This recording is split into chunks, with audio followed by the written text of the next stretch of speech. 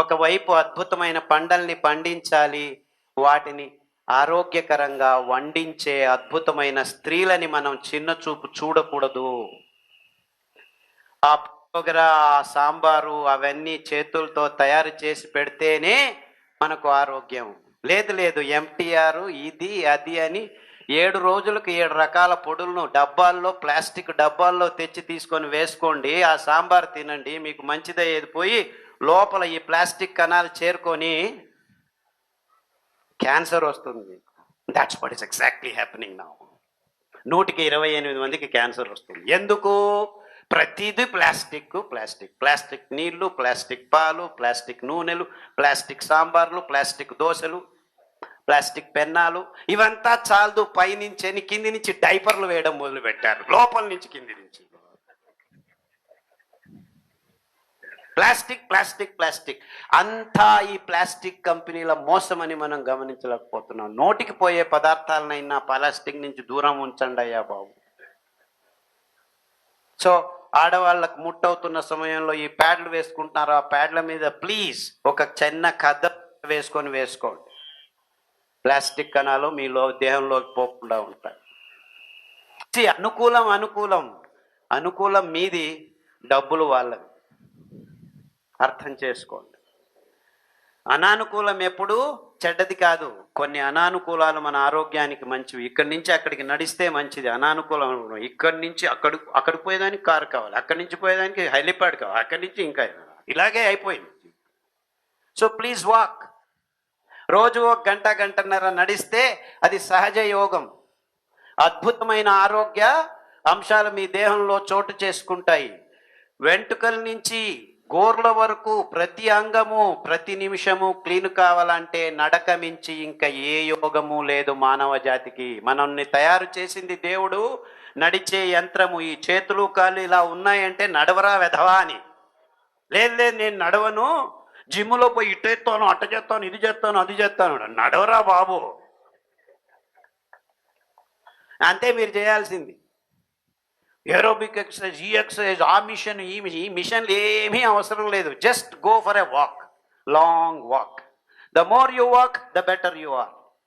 So మీరు 70 వయసు వరకు బతికుంటే అప్పుడు ఆరోగ్యంగా ఉండాలంటే మీరు 50-60 సంవత్సరాలకు రోజు గంట నడవాలి. 50 నుంచి 60 సంవత్సరాలు ఆరోగ్యంగా ఉండాలంటే 40 నుంచి 50 సంవత్సరాలకు గంట నడవాలన్నమాట. అంటే మీరు ఈ దినం నడిస్తే రేపు ఆరోగ్యం వస్తుంది, రేపు నడిస్తే మర్నాడు ఆరోగ్యం వస్తుంది. ఇన్ఫ్యాక్ట్ 1 రోజు నడిస్తే 3 రోజులు ఆరోగ్యంగా ఉంటారు మీరు.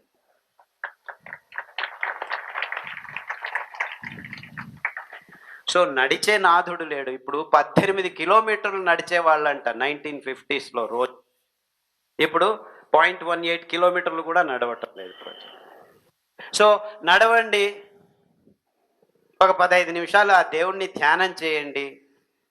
అద్భుతమైన ఆ కాషాయ రంగు సూర్యుడు బయటకు వస్తుంటే లేకపోతే లోపలికి పోతుంటే కాషాయ రంగు, ఆ కాషాయ రంగుకు మన కళ్ళకు దేవుడు అవినాభావ సంబంధం ఉంచాడు. ఆ కాషాయ రంగు కిరణాల మీ ఆ రాడ్స్ అండ్ కోన్స్ క్లిక్ అయితే చాలు, అద్భుతమైన జీవ రసాయనిక క్రియలు మొదలవుతాయి మీ దేహంలో, మెదడులో. అందుకే పొద్దున్న లేస్తే 4 సూర్య నమస్కారాలు చేయండి రా అంటాడు. కానీ మన వాళ్ళు ఏం చేస్తున్నారు, యోగా టీచర్లు 12 గంటలకు సూర్య నమస్కారం 108 చేస్తామని కాంపిటీషన్ పెడుతున్నారు. సూర్యుడు పొద్దున్న లేచేది 12 గంటలకు సూర్య నమస్కారాలు చేస్తున్నారు ప్రజలు. ఇది విపర్యాసం. ఎందుకంటే వాణిజ్యీకరణ ఒత్తిడలు ఎక్కువైపోయాయి మనకు. సో సూర్య నమస్కారం ఎప్పుడు చేయాలి? సూర్యుడు ఆ హొరైజన్లో ఉన్నప్పుడు ఇలా లేచి ఇలా నమస్కారం చేసి కరెక్ట్గా మీ కళ్ళల్లోకి పడాలి. దట్ ఈజ్ వాట్ ఈజ్ సూర్య నమస్కారం. ఆ అద్భుతమైన కాషాయ రంగును నమస్కారాలు చేయొద్దులేండి, పొద్దున్న లేచి ఆ సూర్యుడిని చూడండి చాలు. ఎంతమంది ఉదయాన్నే సూర్యుని చూస్తున్నారు? మన అదృష్టం, మన దేశంలో సంవత్సరానికి 265 రోజులు సూర్యుడు కాషాయ రంగులో అద్భుతంగా కనిపిస్తాడు. ఎంతమంది ఎన్నిసార్లు సూర్యుడి ఉదయించేది చూశారు?